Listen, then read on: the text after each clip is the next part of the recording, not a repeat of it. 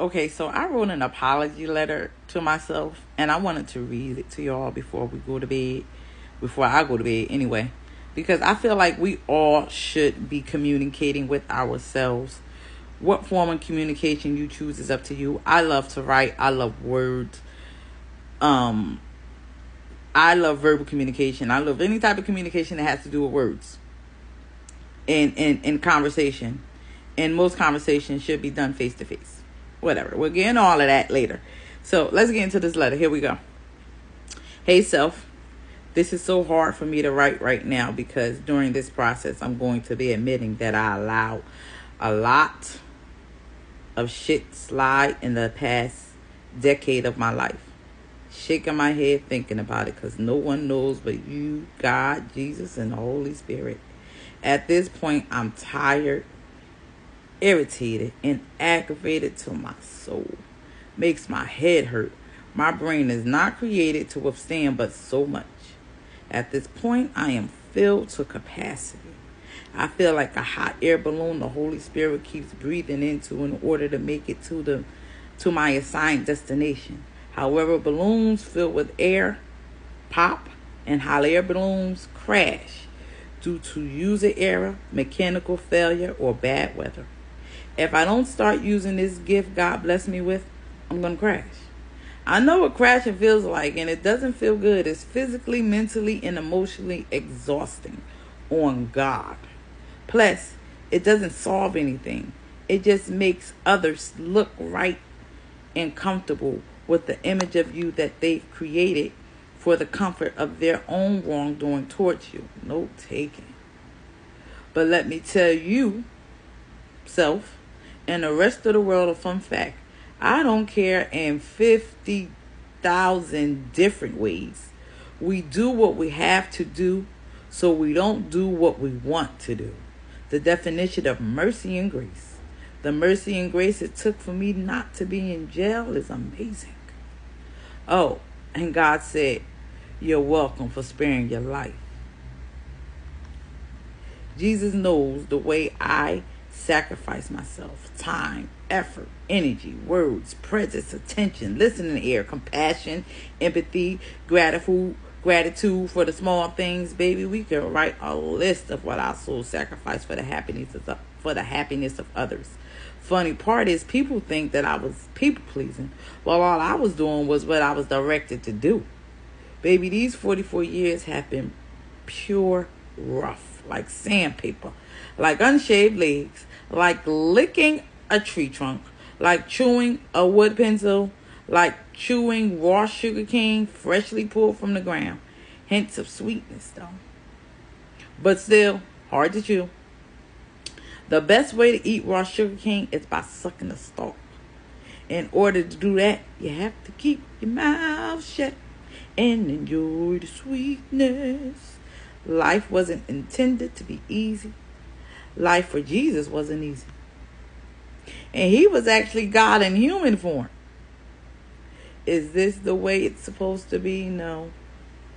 We all know that everything God makes was and is good.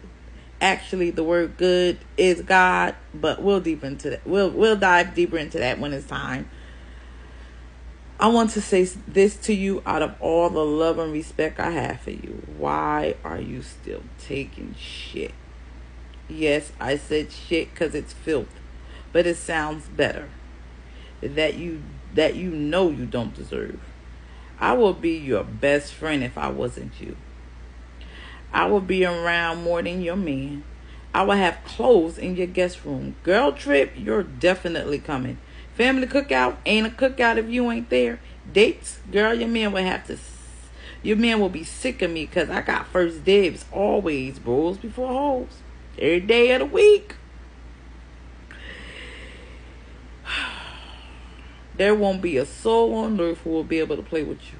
I'll slide a fool without hesitation for you and not even worry about the consequences because I know no matter what, you're going to be there for me. Your loyalty is unmatched. And I'm a female saying this. You are the living definition of the quote, you will have a good thing right in front of your face and not even notice it. And the fact that we know this about ourselves is why we are upset. The fact that we are still at this trying to get people to pay attention to me point in life is a place that I will not be for another day, moment, second, or millisecond. So this is how we are moving going forward. 1, no backtracking. You said what you said. I said what I said. If you don't like it, you have to take it up with God. Regardless of how anyone feels, if I have something to say, it's going to be said. Not changing my words or tone to make anyone comfortable. Again, a you and God problem. A you and God conversation. 3, I'm not telling you what you did wrong. We are all 25 and older. Your brain is fully developed, so you know exactly what you're doing. I will move accordingly. 4, whatever narrative you created in your head about me is who and what I am. Make sure you add the best at it, though. I don't need to be anyone's favorite. Being God's favorite is more than enough. P.S. If anyone has me as a unicorn, can I please be a pink unicorn with the sparkly dust coming out the tail and off the head, the unicorn part?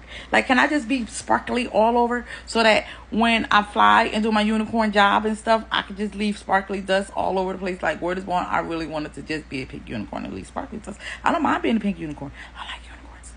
Unicorns are good. For my baby's birth to 25, I have patience with you because your brain is still functioning. However, right and wrong will always be right and wrong. Number 5, the word apology means a regretful acknowledgement of an offense. In the dictionary, it's a noun, but it should be a verb because behavior has to be changed in order for the apology to stick.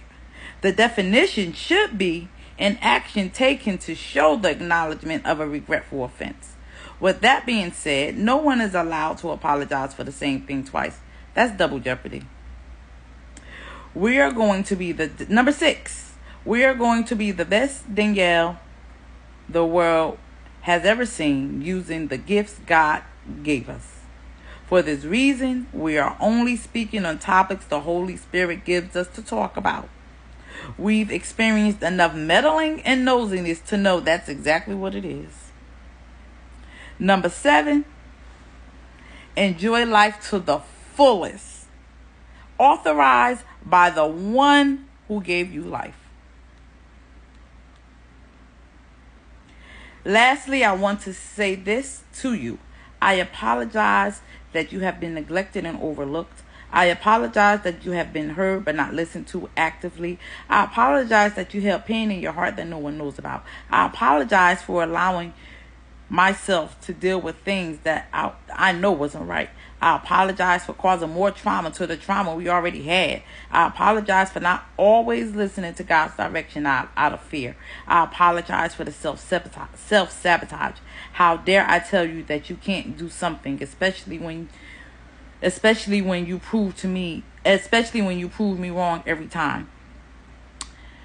I apologize that your true love is no longer here. He's going to make sure real love finds you again. I apologize that you have to cry. I know you don't like it. No human does, but God needs your tears. Since you know this, you've been okay with it. Jesus knows, Danielle. Jesus knows. He knows what you did wrong and he knows what you did right. You know as well, the most beautifulest thing about you is your intelligence, integrity, and accountability. Your strength is needed for where the world is taking you. You know your story. So you know your story already. So you already know how many times you could have folded, but didn't. You're not here by accident. I know you may feel alone in a human form, but your angels are your homies for life. They are busy working for you. Them angels are working day and night, night and day, no coffee breaks. They are not bored. Remember Tim LaMan said, while you're waiting on God, he's waiting on you. I love you like you love pizza and them babies, just amplified to the highest proximity. Let's play ball. Your true friend, yourself.